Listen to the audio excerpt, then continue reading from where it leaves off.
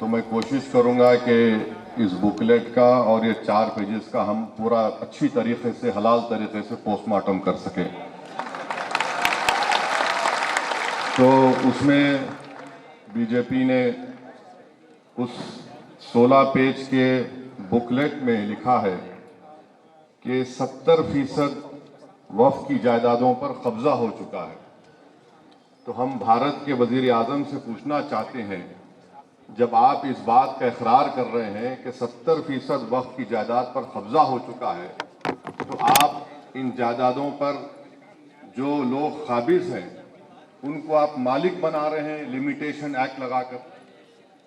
70% اگر پراپرٹیز پر جو لوگ قابض ہیں لمیٹیشن ایکٹ کے اپلیکیشن پر جو اپلائی ہو چکا ہے، اور مجھے یقین ہے کہ کئی ریاستوں میں ان کو میوٹیشن کروا کے ان کو مالک بھی بنا دیا گیا ہوگا. تو یہ قانون نریندر مودی وقف کو بچانے کے لیے نہیں لائے ہیں، وقف کے قابض لینڈ گرابروں کو مالک بنانے کے لائے ہیں. دوسرا، انہوں نے یہ کہا کہ پورے مسلم سماج کی تائید حاصل ہے. میں ان سے پوچھنا چاہتا ہوں، جو آپ کے ساتھ میں میر جعفر میر صادق نہیں ٹھہرے، آپ کے سامنے ابو جہل ابو لہب یزید کھڑے ہوئے ہیں اور وقت کے فرعون کے ساتھ کھڑے ہوئے ہیں. یہ میں اور محب اللہ صاحب ہم لوگ پارلیمنٹ کی کمیٹی کے رکن تھے.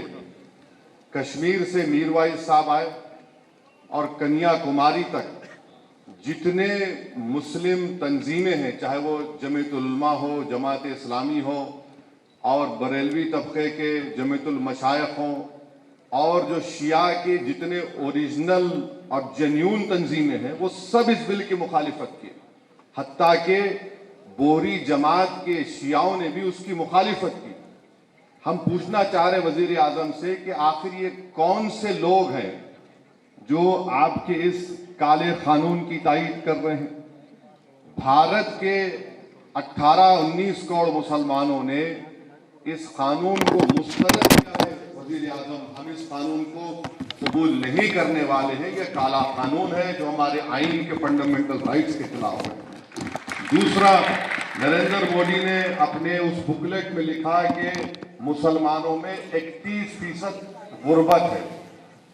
ہم وزیر اعظم سے بولنا چاہ رہے ہیں کہ یہ غربت اس لیے ہے کیونکہ آپ کی ذہنیت میں فرقہ پرستی ہے، آپ نفرت کرتے ہیں مسلمانوں سے.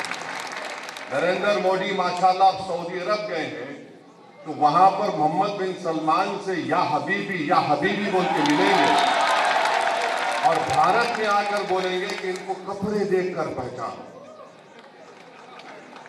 اب تیسرا یہ ہے کہ ایک بی جے پی میں بہت زیادہ انمول رتن ہے، مغل بادشاہ اکبر کے پاس بھی نہیں تھے ہوں گے، مودی کے پاس بہت سے انمول رتن ہے. کسی نے پارلیمنٹ میں کھڑے ہو کر کہا کہ یہ مسلم دیش میں وقف نہیں ہے.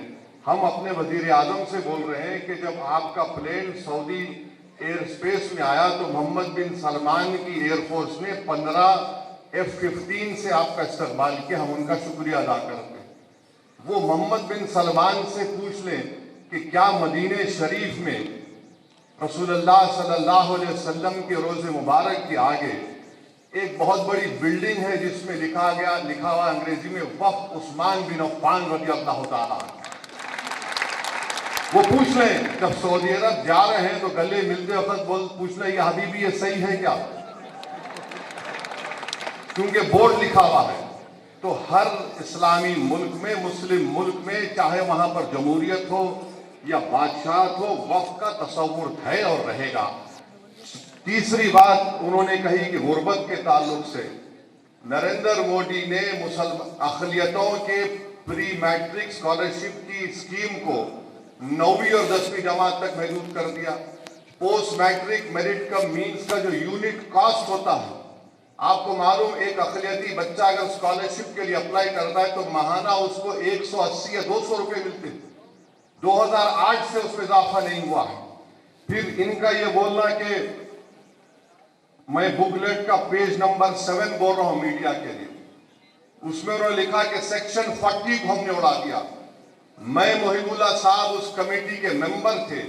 वजारत अखलाकी बहबूद ने अपने जवाब में कमेटी को ये कहा कि सेक्शन 40 का इस्तेमाल 30 साल में 530 मरतबा के करीब हुआ है, जिसमें से 8 मरतबा कोई कोर्ट को गया है।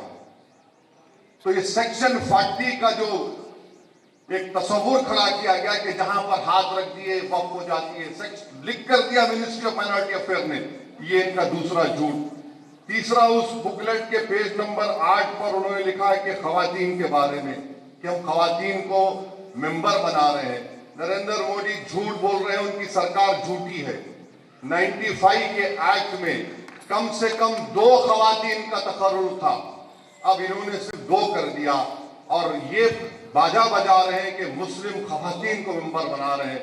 नरेंद्र मोदी, अगर आप में वाकई में आपकी हुकूमत में बीजेपी में मुस्लिम खवातीन से मोहब्बत है, तो मैं आपसे गुजारिश करूंगा कि आप बिल्किस बानो को अपने घर में बुलाकर अपने हाथ से चाय बनाकर पिलाने की जरूरत नहीं है आपने।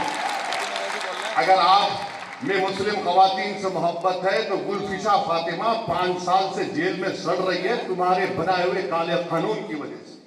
तो ये कानून, फिर उसके बाद ये कहते हैं कि सफ़े नंबर 11 पर दिल्ली के 123 प्रॉपर्टीज का जिक्र करते हैं उनके बुकलेट में। सच्चर कमेटी ने कहा कि 123 प्रॉपर्टीज दिल्ली के जो है उसकी 2008 में लागत 7,000 करोड़ की सच्चर कमेटी ने कहा, और ये वक्फ की प्रॉपर्टी है, उसको हवाले करना चाहिए वक्फ बोर्ड को।